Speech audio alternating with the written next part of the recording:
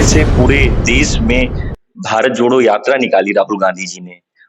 Bharatiya Janata party ने जो नफरत की सियासत करने की कोशिश की थी, राहुल गांधी जी ने उस यात्रा से वो नफरत की सियासत को खत्म किया और देश में प्यार, भाईचारे की जो नई परिकल्पना थी, नई सियासत थी, उसको मजबूत करने का काम किया। तो मैं कह राजनीति है जो मोदी जी ने एक नैरेटिव सेट करने की कोशिश की थी नफरत का, वो खत्म होने का काम हुआ है और राहुल गांधी जी ने इस चुनाव में ये बता दिया है कि देश संविधान से चलेगा। देश बनारस के चुनाव में सभी लोग थे, हम लोग खुद थे बनारस में।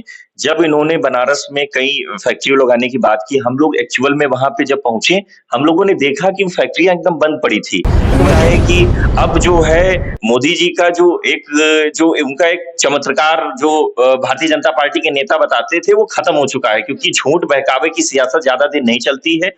जनता ने इनको आईना दिखाने का काम किया है।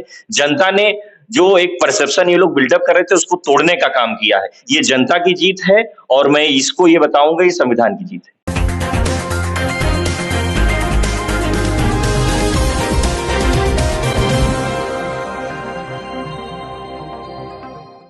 नमस्कार, मैं कीर्ति और आप देख रहे हैं जीके न्यूज। आज नेता प्रतिपक्ष राहुल गांधी जी का जन्मदिन मनाया जा रहा है और कांग्रेस में इसे लेकर काफी उत्साह है, काफी खुशी का माहौल है। अभी हमारे साथ मौजूद है सचिन रावत जी। तो कांग्रेस की तरफ से उनके जन्मदिन को लेकर क्या तैयारियां की गई है, क्या प्रोग्राम तैयार किया गया है, इसके बारे में हम उनसे जानेंगे। सर, पहले तो बहुत बहुत स्वागत है आपका। धन्यवाद। सर, आज आपके नेता का जन्मदिन है, पूरे देश में भी खुशियां हैं। कांग्रेस की तरफ से कांग्रेस के कार्यकर्ताओं में कुछ ज्यादा ही उत्साह देखने को मिल रहा है, तो क्या तैयारियां की गई हैं प्रदेश स्तर पर? देखिए, आज जो है जननायक श्री राहुल गांधी जी का जन्मदिन है और पूरे देश में जो कांग्रेस कार्यकर्ता है वो काफी उत्साहित हैं।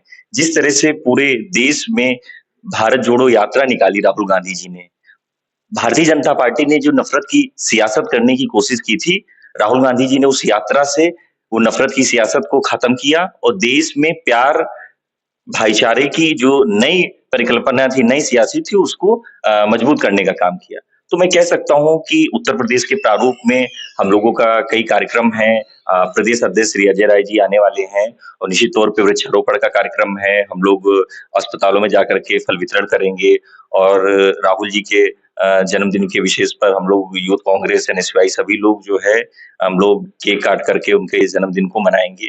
तो हम कह सकते हैं कि ये जो राजनीति है जो मोदी जी ने एक नैरेटिव सेट करने की कोशिश की थी नफरत का, वो खत्म होने का काम हुआ है और राहुल गांधी जी ने इस चुनाव में ये बता दिया है कि देश संविधान से चलेगा, देश संवैधानिक संस्थाओं से चलेगा।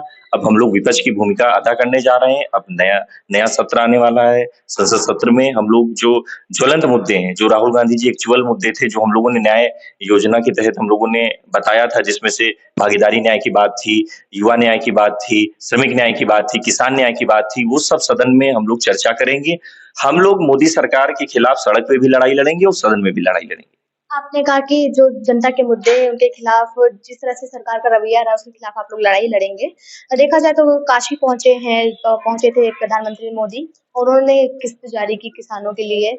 उसके अलावा भी नालंदा यूनिवर्सिटी का उन्होंने उद्घाटन किया और उनकी तरफ से ऐसा कहा जा रहा है कि इस यूनिवर्सिटी के उद्घाटन के साथ ही नए आयाम खुलेंगे स्टूडेंट्स के लिए, उनकी जो शिक्षा है उसमें उनको काफी मदद मिलेगी। क्या कहना? देखिए, बनारस के चुनाव में सभी लोग थे, हम लोग खुद थे बनारस में।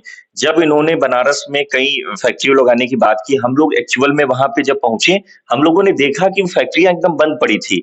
तो मैं कह सकता हूं कि जिस तरह से हमारे अध्यक्ष अजय राय जी ने चुनाव लड़ा, आपने देखा होगा कि बीच में आधे घंटे के अंतराल के कई बूथ संख्या पर मोदी जी को पीछे होना पड़ा, वो पिछड़ते हुए गए। लेकिन जब चुनाव नतीजा आया, वो चुनाव तो जीत गए, लेकिन बनारस की जनता का दिल अजय राय जी ने जीता है। और मैं कह सकता हूं कि बनारस को सिर्फ और सिर्फ क्वार्टर सिटी बना देने से, नाम लेने से नहीं होगा। एक्चुअल वहां की कंडीशन जो है वो बिल्कुल अलग है। आप जब धरातल पे जाएंगे, जो वहां पे बुनकर समाज के लोग थे, उनका व्यापार ठप है जीएसटी लगने से। जो दलित समाज के लोग थे, वो भी अछूते हैं इस सरकार की योजनाओं से। तो मैं कह सकता हूं कि मोदी जी बड़ी बड़ी हवाई योजनाएं, परियोजनाएं तो बता सकते हैं, लेकिन धरातल पे एक्चुअल क्या है, ये वहां की जनता और प्रदेश की जनता देख रही है। मुझे लगता है कि अब जो है मोदी जी का जो उनका एक चमत्कार जो भारतीय जनता पार्टी के नेता बताते थे, वो खत्म हो चुका है, क्योंकि झूठ बहकावे की सियासत ज्यादा दिन नहीं चलती है। जनता ने इनको आईना दिखाने का काम किया है। जनता ने जो एक परसेप्शन ये लोग बिल्डअप कर रहे थे उसको तोड़ने का काम किया है। ये जनता की जीत है और मैं इसको ये बताऊंगा ये संविधान की जीत है। तो नालंदा यूनिवर्सिटी के उद्घाटन को लेकर क्या कहना है? नहीं देखिए, यूनिवर्सिटी तो बननी चाहिए। यूनिवर्सिटी बनेंगी तभी जो युवा है जब वो एडमिशन लेगा, पढ़ेगा, देश सशक्त होगा, उसको रोजगार मिलेगा। लेकिन ये सरकार यूनिवर्सिटी तो बना दे रही है, लेकिन उसके अंदर जो है जो टीचर की संख्या है वो दिन पर दिन कम होती जा रही है। बच्चा पढ़ के निकल के जा रहा है, रोजगार उसको नहीं मिल रहा है, वो रोजगार से अछूता है, रोजगार उसको मिल नहीं पा रहा, रोजगार के नाम पर उसको लाठियां भाजी जा रही है। आज सबसे ज्यादा बेरोजगारी का स्तर इनके रिज्यूम में बढ़ा है, इनकी गवर्नमेंट में बढ़ा है। 45 साल में सबसे ज्यादा बेरोजगारी बढ़ी है। तो मैं कह सकता हूं कि देखिए क्या है कि इन लोगों का काम करने का तरीका दूसरा है। ये क्या करते हैं, ये एक परसेप्शन बिल्डअप कर देते हैं, उसके पीछे उनके लोग चलते हैं, जनता को भी चलाने की कोशिश करते हैं, लेकिन इनको ये नहीं पता है जनता जनार्दन है। जनता जब तय करती है तो अच्छी-अच्छी सरकार बदल जाती है। आपने कहा अच्छी-अच्छी सरकार बदलती है, कासगंज हादसे के बारे में आपको पता होगा और उसके बाद अभी आया है, आज के अखबारों में, आज के न्यूज़ में चल रही है कि सरकार ने 1800 से अधिक खाली पदों पर रेलवे में भर्ती निकाल दी है। क्या कहना चाहेंगे? क्या ये पद पहले भरे जा सकते थे, तो उसको इतना लेट क्यों किया गया? देखिए मैंने कहा नहीं कि देखिए हर संस्थान को इन लोगों ने प्राइवेटाइजेशन कर दिया। रेलवे और सेना में इन लोगों ने प्राइवेट कंपनी की तरह जैसे अग्निवीर लेकर के आगे सेना में 4 साल के बाद रिटायर कर दिया जा रहा 22 साल का जवान और 75 साल के नेता जाकर के कह रहे हैं कि एक और मौका दे दो। तो मैं कहना चाहता हूं कि जितनी भी रेलवे थे, भेल थी, जितनी भी संवैधानिक संस्थाएं थी, इनको आप जितना भी प्राइवेट करेंगे आरक्षण खत्म हो जाएगा। जो दलितों को, पिछड़ों को आरक्षण मिलता था वो खत्म होता जा रहा है क्योंकि आपने हर सेक्टर को प्राइवेट कर दिया। अब आप कहने जा रहे हैं कि उत्तर प्रदेश में पहली बार पुलिस भी संविदा कर्मी होगी। अगर पुलिस को आप संविदा कर्मी करेंगे तो कैसे अपराध रुकेगा? तो ये सरकार का फेल्योर हो चुका है क्योंकि इनको रोजगार नहीं देना है, सिर्फ आउटसोर्सिंग के माध्यम से एक प्रोपेगेंडा सेट करना है। आप आउटसोर्सिंग की बात करें, उसको लेकर जो पुलिस विभाग है उसकी तरफ से स्पष्टीकरण दिया गया कि वो मिसप्रिंट हुआ है और वो गलती से आई है। देखिए ये मैं कह सकता हूं ना कि योगी जी ने एक बार सदन में भी कहा था कि उत्तर प्रदेश का युवा अगर योग्य होता तो उनको सरकारी नौकरी मिल जाती। तो आपने इसका मतलब है उत्तर प्रदेश के युवाओं को अयोग्य घोषित कर दिया और उसके बाद आप इतने बड़े मतलब पुलिस प्रशासन जो एक भर्ती निकालने की प्रक्रिया करता है वो बताता है मिसप्रिंट हो गया। तो इससे जो सरकार का चेहरा है वो उजागर है कि रोजगार इन लोगों को नहीं देना है, उत्तर प्रदेश के युवाओं को सिर्फ और सिर्फ छलने व ठगने का काम करना है। कहीं न कहीं उम्मीद अभी भी यही जताई जा रही है कि जो एनडीए गठबंधन है, बीजेपी सरकार है, ये अभी नहीं तो 1 महीने बाद, 6 महीने बाद गिर सकती है। और संजय राउत जी की तरफ से ऐसे आशंका भी जताई गई है और कहा गया है कि अगर चंद्रबाबू नायडू को स्पीकर पद नहीं दिया जाता है या नीतीश कुमार जी की पार्टी में किसी को नहीं दिया जाता है, तो इंडिया अलायंस उनका जो है समर्थन करेगी।